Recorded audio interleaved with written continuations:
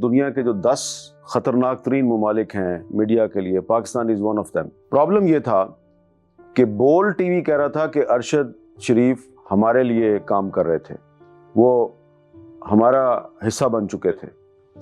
ARY कह रहा था कि अरशद शरीफ जो है वो हमारे साथ काम कर रहे थे। तो हमारे लिए तो ये जो है ना वो मिस्टेकन आइडेंटिटी या कोई एक्सीडेंट नहीं था, हमें तो यकीन था कि ये टारगेटेड किलिंग है, इसलिए कि ये पहली दफ़ा तो नहीं हुआ ना, इससे पहले कई ऐसे वाक़यात हो चुके हैं। Then I realized that this is, you see, the timing is not good and their intentions were also not good. So I declined. मैं तो आपको जो है ना 150 नाम गिनवा सकता हूँ. I have 150 names. Journalists and media workers. किसी को बम धमाके में मार दिया, किसी को क्रॉस फायरिंग में मार दिया, किसी को घर में घुस के मार दिया।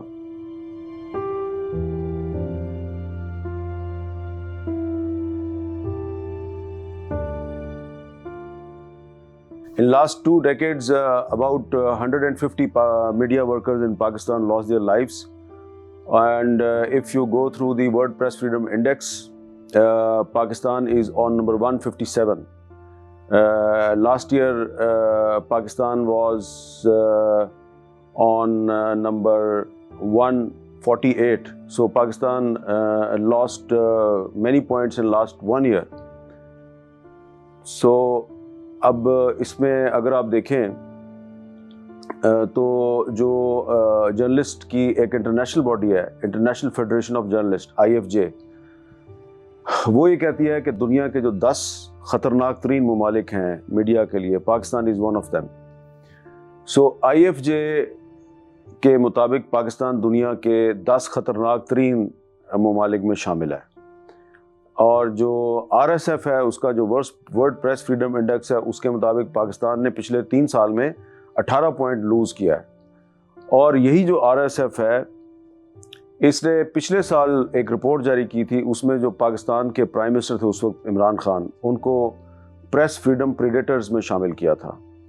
और एक और जो इंटरनेशनल बॉडी है, कमेटी टू प्रोटेक्ट जर्नलिस्ट, उसके मुताबिक भी पाकिस्तान मीडिया के लिए इंतहाई ख़तरनाक ममालिक में शामिल है। तो इसमें you can not say that some individuals or some TV channels or some newspapers are facing problems. Pakistan is a dangerous country for all the journalists, and the media freedom is under threat since last many years, and we are facing unannounced censorship since last 1 decade.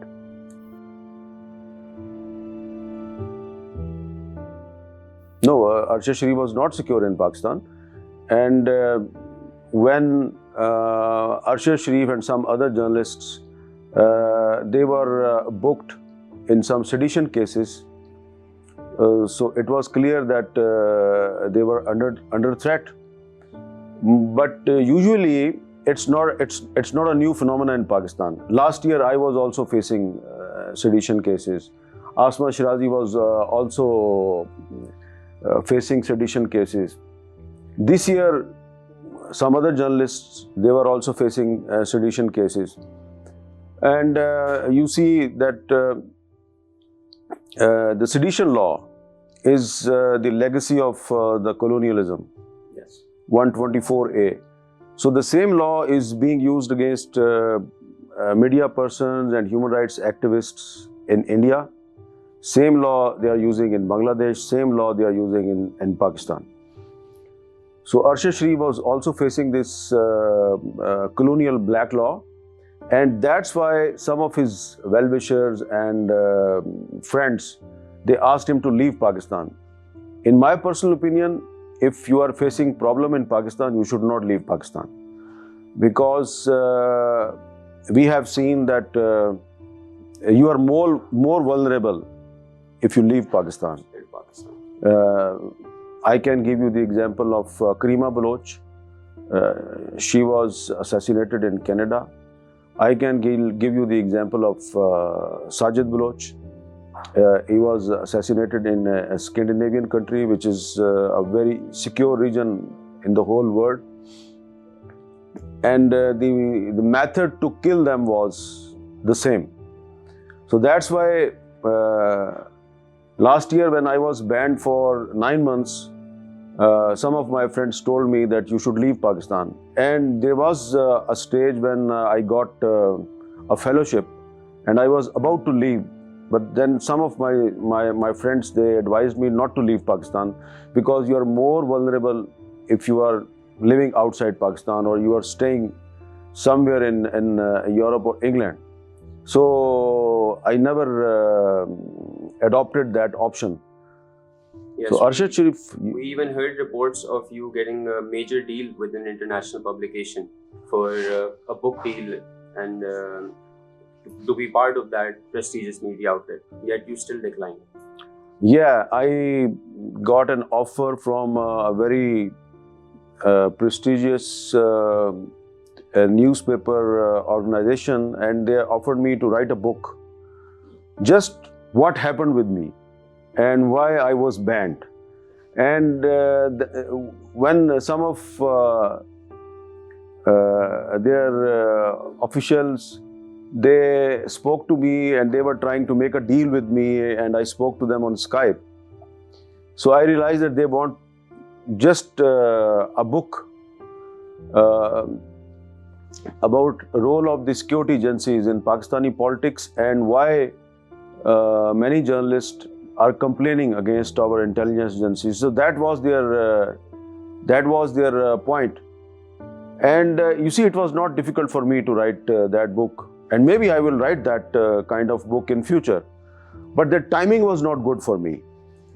And they said that you can come to United States for 6 months, you can write your book, we will publish that. They were offering me huge royalty. Then I realized that this is, you see, the timing is not good and their intentions were also not good. So I declined. So I think that sometimes when you are in trouble in Pakistan, so many people, they try to use you for their own objectives. Certain type of exploitation. Yes, so we have to be very careful. And the state of Pakistan and its institutions, they must realize that they should not push ordinary Pakistanis, human rights activists and journalists to leave Pakistan and play in the hands of anti-Pakistan elements. So if someone is forced to leave Pakistan and now he is involved in anti-state activities in Paris or in Geneva or in London, I think he is not responsible. The state of Pakistan is responsible. You cannot say that all the Pakistani media houses portrayed the targeted assassination of Arshad Sharif as an accident. There was a problem. Problem ये था कि बोल TV कह रहा था कि अरशद शरीफ हमारे लिए काम कर रहे थे, वो हमारा हिस्सा बन चुके थे. ARY कह रहा था कि अरशद शरीफ जो है वो हमारे साथ काम कर रहे थे. ARY पर मैंने ये खबर देखी थी that अरशद शरीफ किसी एक्सीडेंट में अपनी जान से चले गए, लेकिन बाकी जगह पे मैंने ऐसी कोई खबर जो है वो नहीं देखी. फिर जो उनकी असैसिनेशन से वेरी नेक्स्ट डे जो Rawalpindi Islamabad union of journalist का जो प्रोटेस्ट हुआ था in front of national press club Islamabad, उस वक्त तक अभी सिचुएशन क्लियर नहीं थी. लेकिन I spoke to BBC, I spoke to AP and other international media outlets, और मैंने साफ साफ कहा कि we reject the claim made by the Kenyan police. It is not a mistaken identity issue, it's a targeted killing. तो हम तो बड़े क्लियर थे. उसकी वजह यह थी कि अरशद शरीफ जो हैं वो जब जिंदा थे तो उन्होंने चीफ जस्टिस ऑफ पाकिस्तान को एक ख़त लिखा था, उन्होंने प्रेसिडेंट ऑफ पाकिस्तान को एक ख़त लिखा था, और फिर उन पे पाकिस्तान में बहुत से मुकदमे भी दर्ज हुए थे. तो अगर एक आदमी पे पाकिस्तान में मुकदमे दर्ज हो रहे हैं और फिर वो खुफिया तरीके से इस्लामाबाद से पेशावर जाता है और पेशावर एयरपोर्ट से वो फ्लाइट लेता है और वो UAE चला जाता है, फिर वो UAE سے بھی اس کو نکال دیا جاتا ہے, اس کو فورس کیا, he was force to leave UAE. تو ہمارے لیے تو یہ جو ہے نا وہ مسٹیکن آئیڈینٹی یا کوئی ایکسیڈنٹ نہیں تھا, ہمیں تو یقین تھا کہ یہ ٹارگیٹڈ کلنگ ہے, اس لیے کہ یہ پہلی دفعہ تو نہیں ہوا نا, اس سے پہلے کئی ایسے واقعات ہو چکے ہیں. اسلام آباد شہر میں سلیم شہزاد کو کڈنیپ کیا, مار دیا, لاش پھینک دی جیلم کی ایک نہر میں. اسی طرح موسیٰ خان خیل تھا, اس کو سوات سے اغوا کیا, 32 گولیاں ماری, لاش پھینک دی ایک پہاڑ کے قریب. حیات اللہ خان, اس کو کڈنیپ کیا اور پھر اس کو گولی مار کے اس کی لاش ایک سڑک پہ پھینک دی. تو میں تو آپ کو جو ہے نا 150 نام گنوا سکتا ہوں. I have 150 names, journalist and media workers. کسی کو بم دھماکے میں مار دیا, کسی کو کراس فائرنگ میں مار دیا, کسی کو گھر میں گھس کے مار دیا. ٹھیک ہے, اس سال بھی when we are talking this year 2022, 5 journalists have been killed in different cities of Pakistan. 5 journalists. اس میں شور کوٹ پریس کلب کے پریزیڈنٹ محمد یونس شامل ہیں. اس میں ایک جرنلسٹ ہے ضیاء الرحمن فاروقی, جو ان کو خانے بال میں 7 نیوز ایک ٹی وی چینل ہے اس کے لیے کام کرتے تھے. گاڑی روک کے اس گاڑی میں اور بھی جرنلسٹ تھے, وہ سارے جرنلسٹ مل کر کہیں جا رہے تھے, گاڑی سے اس کو نکال کے اس کے سر میں گولی ماری گئی. ٹھیک ہے, لیکن کیونکہ وہ ٹی وی چینل چھوٹا تھا, جرنلسٹ جو ہے وہ ایکسٹنگر تھا, تو اتنا شور نہیں پڑا. لیکن ہم تو ان چیزوں کو مانیٹر کرتے ہیں. تو اسی طرح آپ دیکھیں کہ بہت سے جرنلسٹ جو ہیں ان کو دھمکیاں دی جاتی ہیں. پہلے جرنلسٹ کو دھمکی ملتی تھی تو وہ شور مچاتے تھے اور وہ CPJ کو, RSF کو, PFUJ کو, باقی تنظیموں کو بتاتے تھے. اب تو وہ بتاتے بھی نہیں ہیں. اور اب تو جو پاکستان میں جو فیمیل جرنلسٹ ہیں, فیمیل جرنلسٹ, ان کے لیے زندگی کو اتنا دشوار بنا دیا گیا ہے کہ ہماری ہے ایک Pakistan coalition of journalist safety, PCOMS. تو اس کی میٹنگ ہوئی پچھلے دنوں, تو اس میں مجھے بتایا گیا کہ بہت سی جو فیمیل جرنلسٹ ہیں ان کے گھروں میں گھس کے ان کو تھریٹ کیا گیا کہ تم نے پریس کانفرنس میں یہ سوال کیوں پوچھا. اور اس میں ایک میرڈ جرنلسٹ تھی, میرڈ, اس کی ساس کو کہا گیا کہ اپنی بہو کو سمجھاؤ ورنہ یہ نہ ہو کہ اس کی وجہ سے تمہارا بیٹا جو ہے وہ مار دیں. And she was forced to leave the job. تو یہ صورتحال ہے. یعنی کہ تو پاکستان جو ہے نا وہ میڈیا کے لیے ایک بہت خطرناک ملک ہے, اور اس کی وجہ یہ ہے کہ ہماری جو پارلیمنٹ ہے وہ ایک کمزور پارلیمنٹ ہے, اور ہماری جو جوڈیشری ہے وہ لوگوں کو انصاف نہیں دے سکتی. جو رول آف لا کا انٹرنیشنل انڈیکس ہے اس میں انڈیا کا نمبر 77 ہے اور پاکستان کا نمبر 129 ہے. تو کتنے افسوس کی بات ہے کہ آپ کہتے ہیں کہ پاکستان بھی ایک اٹامک پاور ہے اور انڈیا بھی ایک اٹامک پاور ہے, لیکن رول آف لا کے معاملے میں انڈیا جو ہے وہ 77 نمبر پہ ہے اور آپ 129ویں نمبر پہ ہیں. جبکہ انڈیا جو ہے اس نے جموں کشمیر میں ظلم و ستم کی انتہا کی ہوئی ہے. ٹھیک ہے, اور سب جانتے ہیں کہ وہاں پہ بھی فہد شاہ جیسے جرنلسٹ جو ہیں ان کو انڈین گورنمنٹ نے ٹیررزم کے جھوٹے الزامات میں جیلوں میں بند کیا ہوا ہے. لیکن اس کے باوجود جو ہے پاکستان میں صورتحال اتنی خراب ہے کہ پاکستان 129ویں نمبر پہ ہے. تو یہ بڑی افسوس کی بات ہے.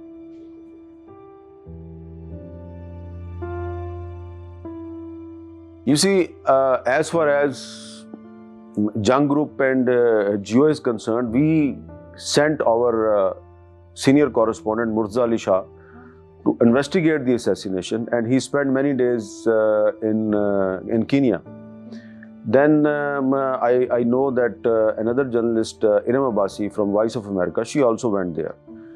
And there are some other TV channels and newspapers which also tried to investigate the issue. Yes, there is a lot of hue and cry on social media, but most of the stories which were circulating on social media, I think those stories were not true. And some people tried to scandalize the assassination of Arshad Sharif, especially some people in Kenyan media. They were also used to give an impression that this is a case of mistaken identity. Initially, some of the Kenyan journalists, they were the first to raise question about the claims made by the Kenyan police that this is a case of mistaken identity. But then we came to know that the Kenyan police was putting pressure on the local journalists not to investigate this issue. And this is confirmed by our colleagues who went to Kenya and they tried to investigate this assassination of Arshad Sharif. So I think the government of Pakistan, they never handled this issue with responsibility, because they announced a commission headed by a retired judge of the High Court, which was rejected not only by the family of Arshad Sharif. I was the first one to reject the nomination of Justice retired Abdul Shakur Pracha as the head of the commission to investigate the assassination of Arshad Sharif. And then Mr. Pracha, he contacted me through one of our common friends that why you are against me. I said, I'm not against you.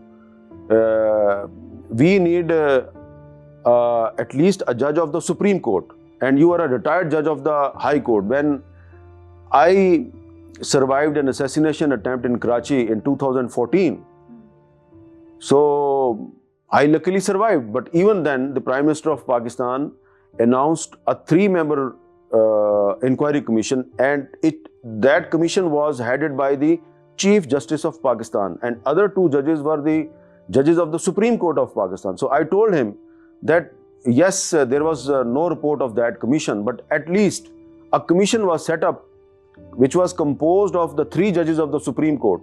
In the case of Arshad Sharif, which is more important and more sensitive because he was forced to leave Pakistan, he was facing at least 17 sedition cases in Pakistan, and he was assassinated in Kenya.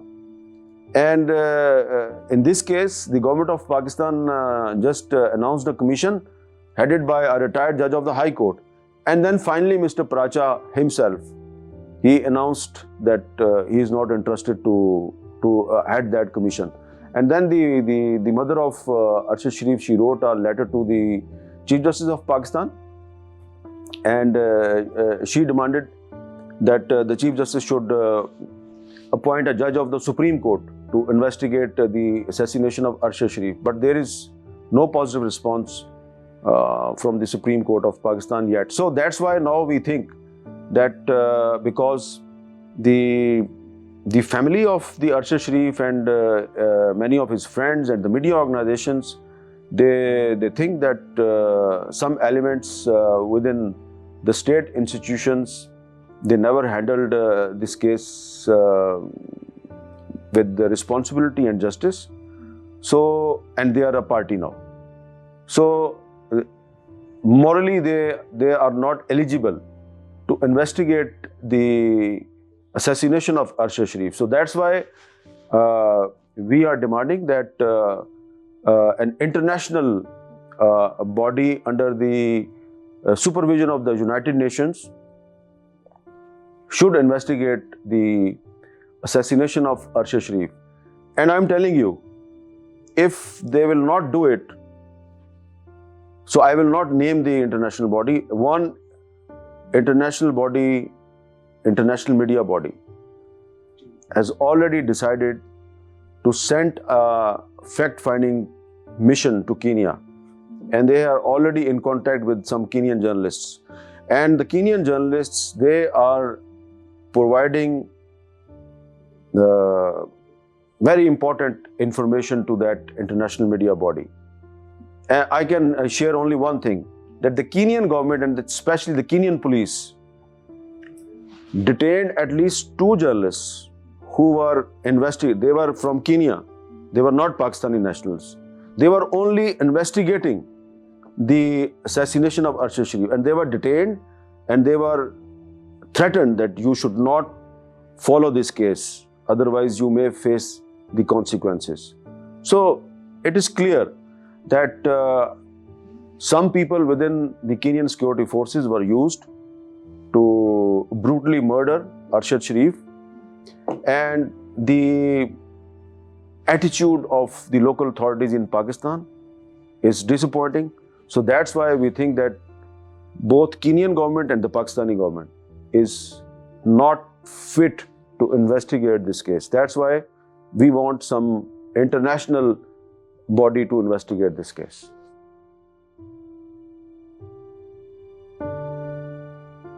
You see, we face threats every day. Even I can show you, I will just open my mobile phone and I can show you the threatening messages. We face threatening messages every day. Political parties, some extremist groups, and some elements within the state institutions who hide their identity and they use different people. You see, so they are involved. And you see, first time I disclosed some phone numbers in 2011, about 11 years ago. And I said that I received live threats from these numbers. And at that time, the opposition members, they raised the issue in the National Assembly, and the then Speaker of the National Assembly, Dr. Hamida Mirza, she set up a committee to investigate the issue. When the committee was set up, some serving officials, they contacted me and they said, "We are sorry, we actually threatened you." And the matter was closed. Okay, so they said sorry to me. But after 1 year, a bomb was planted under my vehicle, and then after 2 years, I survived another assassination attempt. So you see, sometimes the extremist elements, they accept the responsibility of planting the bomb under your car, and sometimes the state institutions, they will tell you off the record that you should not touch this subject, otherwise you will face the consequences. So the Pakistani journalists, they are in the crossfire. You see, especially after 9/11, the state of Pakistan became an ally of the United States of America in a war against terrorism. And you see, I gave you many names of the journalists like Hayatullah Khan and Musa Khan Khail. These journalists, Hayatullah Khan was killed because he exposed drone attacks in North Waziristan. He just made the picture of a drone and it was written "Made in USA." But the state of Pakistan was saying that some terrorists were trying to make a bomb and the bomb was blown and there 3 people were killed there. Hayatullah Khan reached the spot and he filmed the parts of the drone and he said, "It's a drone attack, it's a rocket." You see? So that's why he was kidnapped and then he was killed. So you see, sometimes state elements are involved in threats, sometimes non-state elements. In the case of Arshad Sharif, if the state institutions or state of Pakistan think that they are not involved and some people are making baseless allegations against them, then they have to behave differently this time. And they should try their level best to find out the culprits and expose them. Till today, the behavior of the state of Pakistan is not the behavior of a responsible state. We think that they are trying to hide something. Why they leaked the pictures of the dead body? Why? What was the reason? And why there is a conflict on the post-mortem report? Why the family was not given post-mortem report in time? Why the family was forced to contact the courts for getting the post-mortem report? So these are the questions which were not answered properly by the state institutions.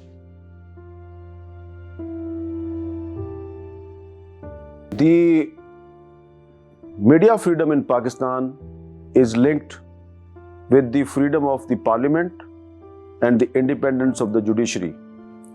if your parliament is strong and vibrant, and the parliament can make good legislation to protect the rights of the citizens, to protect the freedom of the media, and the courts are in a position to give justice to the family of Arshad Sharif, then we can predict that the future of media freedom in Pakistan is bright. But look, if the Sikh mother of Arshad Sharif is writing a letter to the Chief Justice of Pakistan that please make a commission, please appoint some judge of the Supreme Court to investigate the murder of my son, and there is silence from the office of the Chief Justice of Pakistan. And if me or my colleagues, we are not ready to believe the claims made by the government of Pakistan, and the parliament is doing nothing. The same parliament adopted a bill called Journalist Protection Bill last year. Yes. Imran Khan was Prime Minister at that time. And that bill was just passed. It's a piece of paper. It is not implemented yet. Now, according to that Journalist Protection Bill, the government of Pakistan should make a commission, and commission should have members from the journalist community, from the newspaper and TV channel owners, and from the government side, and it should the commission should be headed by a retired judge of the Supreme Court or High Court. And the commission should have the powers of a court, and the commission can follow up the crimes against journalists. There is no commission, There's no justice. no justice. So just a bill was passed by the parliament. It is not implemented yet. So if the parliament is ineffective, if the courts are not giving justice, then how can you say that the future of media in Pakistan is very bright? So, but we have to fight. We are fighting since last 3-4 decades, and we will try our level best to get justice for Arshad Sharif, and we will try our level best to safeguard the freedom of media in Pakistan.